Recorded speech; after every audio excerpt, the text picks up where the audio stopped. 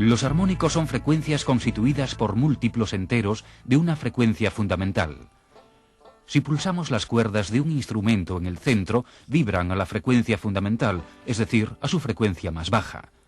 Si pulsamos las cuerdas cerca del puente, vibran a la frecuencia fundamental y a una o más frecuencias armónicas simultáneamente.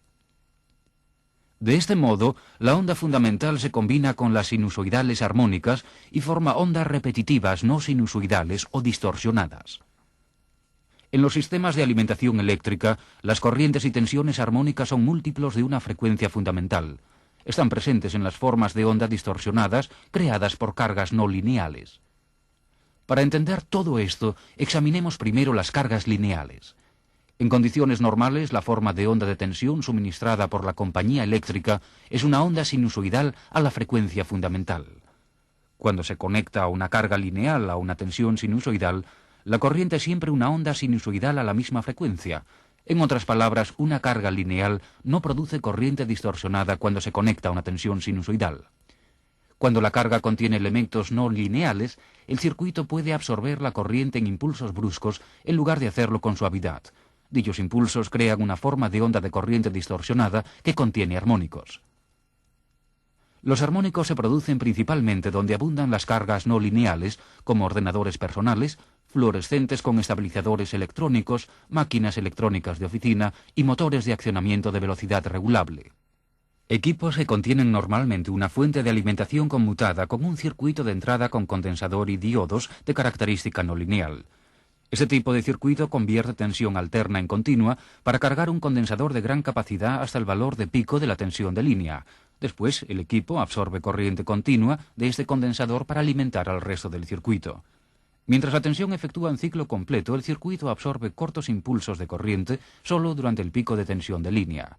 Esto hace que la corriente se distorsione y es esta distorsión la que contiene armónicos. Esta carga puede representarse mediante una resistencia en paralelo con varios generadores de corriente funcionando a frecuencias armónicas. La resistencia conduce corriente a la frecuencia fundamental. Los generadores de corriente armónica bombean corriente a frecuencias más elevadas. Todas estas se suman y forman la corriente distorsionada que será absorbida por la carga no lineal y que entra en el sistema de distribución eléctrica en el punto en la que la carga está conectada a la línea de alimentación. Cada armónico tiene un nombre, una frecuencia y una secuencia. En los sistemas de distribución de corriente alterna, las formas de onda de la parte positiva y negativa de la corriente y la tensión son casi iguales, por lo tanto no hay ninguna componente de corriente continua. En estas condiciones no se generan armónicos de número par. Los restantes armónicos se producen en tres secuencias según el efecto de la rotación de su vector de corriente, fasor. Cuando mayor es la frecuencia, más rápida es la rotación del campo magnético. La rotación de los armónicos de secuencia positiva, incluida la frecuencia fundamental, es en el sentido de las agujas del reloj. En otras palabras, cuando se aplican a un motor de inducción trifásico, el rotor gira en el sentido de las agujas del reloj.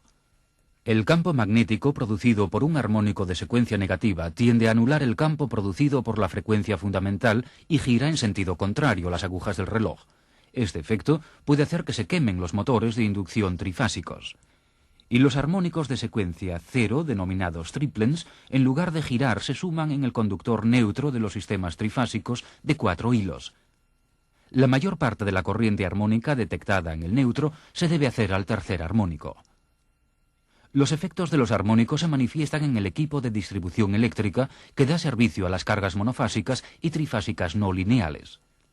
Las cargas monofásicas no lineales suelen consistir en equipos conectados a bases de enchufe y en cargas de alumbrado, en oficinas y edificios comerciales, mientras que las cargas trifásicas no lineales suelen encontrarse en instalaciones industriales.